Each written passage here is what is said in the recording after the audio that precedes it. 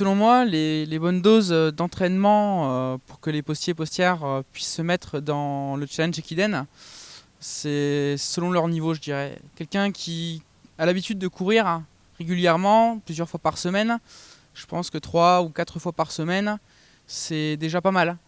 Quelqu'un qui commence tout juste, 2, 3 fois par semaine, ça sera déjà beaucoup. Je dirais qu'un coureur débutant, il va commencer à... Tout dépendra de sa distance, mais on va dire au minimum 2 fois par semaine, pour aller, on va dire peut-être à 3, 4 fois par semaine si son emploi du temps le permet. Et puis après, un coureur confirmé qui a déjà l'habitude peut-être de s'entraîner entre 4 et 5 fois par semaine, lui, il changera pas vraiment son rythme au niveau de l'entraînement, mais il changera peut-être au niveau de la progression en fait, en vue pour arriver en fait, à son pic de forme le jour de l'Ekiden.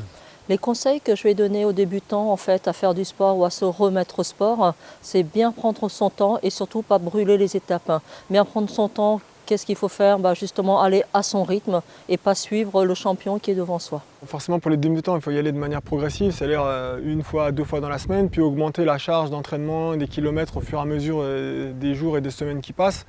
Mais je tiens vraiment à préciser qu'il faut y aller vraiment d'y aller très progressivement. Voilà, faut pas brusquer la machine. L'idéal, c'est de commencer par une petite séance, puis après puis une deuxième, puis une troisième.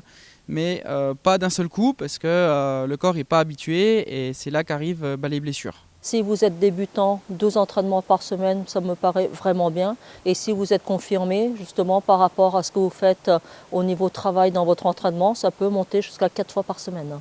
L'idéal, ça serait d'arriver à faire 2 séances dans la semaine et 2 séances le week-end, ce qui permettrait de répartir les séances et de planifier une ou une demi-journée de repos par semaine, ce qui est pas négligeable, surtout quand on a une vie professionnelle, une vie privée à côté.